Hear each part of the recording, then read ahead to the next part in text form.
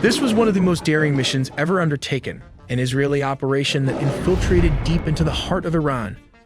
The ground operations have been meticulously planned months in advance and unfolded in several strategic stages. The first stage involved launching spike missiles to eliminate Iran's anti-air defense systems. The second stage saw the secret establishment of drone bases within Iranian territory. These bases were positioned to target the formidable S-300 air defense system.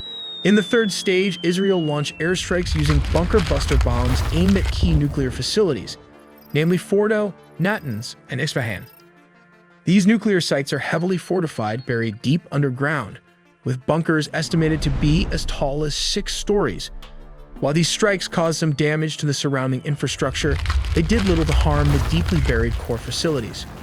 To breach such depths, Israel would require the US-built GBU-57, a massive ordnance capable of penetrating over 8 stories underground, delivered by the stealthy B-2 Spirit bomber. More details all in the video ahead.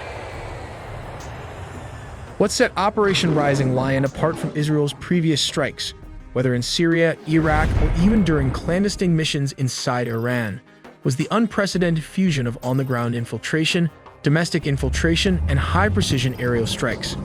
This wasn't just another isolated attack, it was a meticulously coordinated assault aimed at dismantling Iran's military infrastructure from within, delivered in a single synchronized blow. For months leading up to the operation, Israeli operatives were embedded deep inside Iranian territory. Working in absolute secrecy, Mossad agents smuggled precision-guided missile systems into the country. Among them were Rafale Spike NLOS, non-line-of-sight missiles cleverly mounted on mobile platforms and hidden inside civilian vehicles. These launchers were strategically placed near critical Iranian military assets, including surface-to-air missile batteries and mobile launchers scattered around Tehran. Hidden in plain sight, they sat silently in inconspicuous locations, waiting for the signal. When the aerial assault finally began, those concealed launchers sprang to life.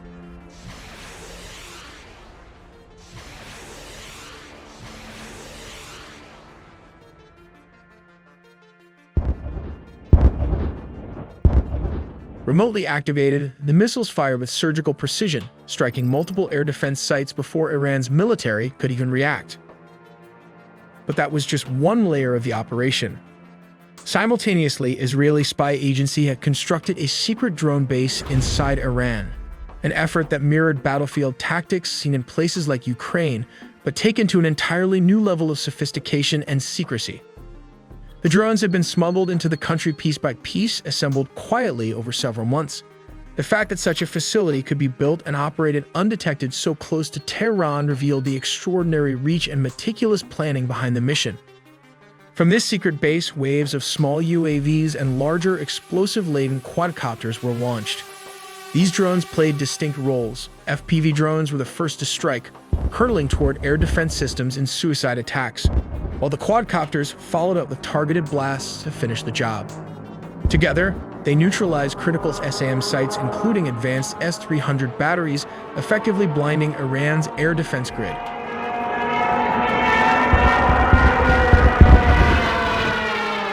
Although Israel has been bombarding Iran's nuclear sites since June 13, 2025, it's worth taking a closer look at why these strikes continue to happen again and again. The answer lies deep underground, literally. These nuclear facilities aren't just hidden, they're buried under layers of reinforced concrete and soil designed specifically to withstand most conventional attacks. Israel has been using its own bunker buster bombs, but according to the International Atomic Energy Agency, these weapons have not been able to fully penetrate Iran's most fortified underground nuclear sites. That's why Israel keeps striking the same targets repeatedly. The aim is to chip away at the defenses layer by layer. If Israel had used the more advanced American-made bunker buster bombs, capable of deeper penetration, the outcome might have been more decisive, possibly damaging or even destroying the underground uranium enrichment facilities in one go. We'll return to those American munitions in a moment, but first, let's look at what Israel has been targeting and why. The Israeli Defense Forces' primary goal is to cripple Iran's nuclear program by hitting its most critical enrichment sites, specifically Fordo, Natanz, and Isfahan. Take Natanz, for example. This facility includes 6 above-ground buildings and 3 underground structures. two of which are large enough to hold 50,000 centrifuges, according to the Nuclear Threat Initiative. After Israel's recent bombardment of the site, early assessments suggest the strikes were highly effective. They went far beyond surface damage, knocking out power on the lower levels where the centrifuges are housed. The above-ground section of the pilot fuel enrichment plant was also destroyed. This plant, operational since 2003, had been enriching uranium up to 60% purity. For context, weapons-grade uranium is enriched to 90%, so this site was dangerously close to that threshold. Now consider Fordo. Unlike Natanz, Fordo is located deep underground and protected by extensive fortifications. Israel targeted it with advanced bunker-busting munitions, but the results were far less conclusive. Their bombs struggled to break through the dense shielding. The damage was minimal, despite the repeated strikes. In fact, Israeli jets dropped these munitions multiple times on Fordo, triggering a localized earthquake measuring 2.5 on the Richter scale, an indication of the sheer force being used. This site remains a major challenge, protected by both its geography and Iran's sophisticated missile shield. The reason Israel keeps returning to these same targets isn't just to make a statement. It's because cracking open Iran's nuclear program is a lot harder than hitting a target once and moving on. This is why Israel needs the US to deliver the GBU-57 bunker buster bomb to crack open Fordo nuclear site. First, we have the BLU-109, also pronounced Blue. It is a 2,000-pound ore bomb developed in the 1970s. This weapon is capable of penetrating approximately 1.8 meters or about 5 feet of reinforced concrete. Next, we move to what Israel is using, the GBU-28 fitted with laser guidance at the front of the bomb. This bomb can penetrate to a depth of nearly 6 meters, equivalent to roughly 20 feet, which is as tall as a 2-story building. However, neither of these compares to the massive capabilities of the GBU-57, also known as the Massive Ordnance Penetrator. It can penetrate over 60 meters into the ground, around 200 feet. To put that in perspective, this depth is comparable to the height of a 20-story building, depending on the floor heights.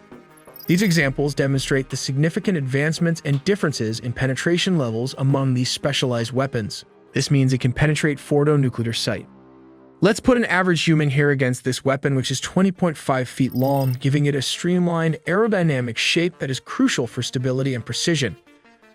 With a diameter of 31.5 inches and weighing an incredible 30,000 pounds, translating to approximately 14,000 kilograms, it utilizes its massive weight to generate the kinetic energy required for deep penetration. This heavy, compact design enables it to break through over 200 feet of reinforced concrete, making it one of the most effective bunker-busting munitions in the world. But the US is the only country that currently possesses this technology. To deploy such heavyweight weaponry, you need this $1 billion stealth aircraft, like the B-2 Spirit bomber featured in our recent video. That's because Iran still has a robust air defense system, and a standard aircraft could easily be detected and shot down by their radar. Step 1. The bomb deployment platform. As previously mentioned, a B-2 stealth bomber flies at a very high altitude. When the aircraft reaches the designated location and the conditions are optimal, it releases the weapon. The bomb is designed for precision, and the deployment height plays a crucial role in its trajectory and effectiveness. Then Step 2 comes the targeting precision. The bomb is outfitted with advanced guidance technology, including GPS and inertial navigation systems, which are military-grade satellites. Then comes Step 3, that is adjusting the trajectory. The guidance information and data is then transmitted to the bomb's 4-lattice motors fins located at the rear. These fins can move and adjust in real time, allowing the bomb to correct its course as it descends under the force of gravity. These adjustments are essential because the weapon does not have thrusters to change its trajectory. Instead, it relies on the movement of these fins and a high-altitude drop to control its flight path. This is why the bomb must be deployed from a very high altitude so it has enough time and distance to adjust its trajectory accurately.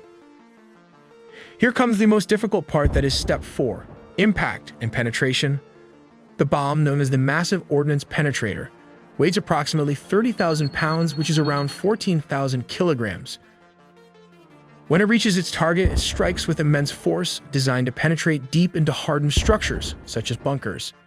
The energy upon impact allows the bomb to bury itself over 200 feet into reinforced concrete, ensuring it delivers its payload precisely where it is intended for maximum effect.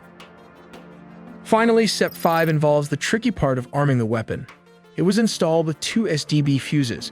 Double fuses are required as a backup. The first is for G-sensing and the second is the time delay fuse. Why the redesign was necessary, it was to ensure that the bomb could strike facilities buried beneath significant layers of hardened material. For this reason, the fuses are placed at the rear of the bomb to prevent them from being damaged. Once the time delay or the G-sensing fuse reaches its destination, it can blow up, creating a mini earthquake that can bury bunkers and 20-story buildings inside them.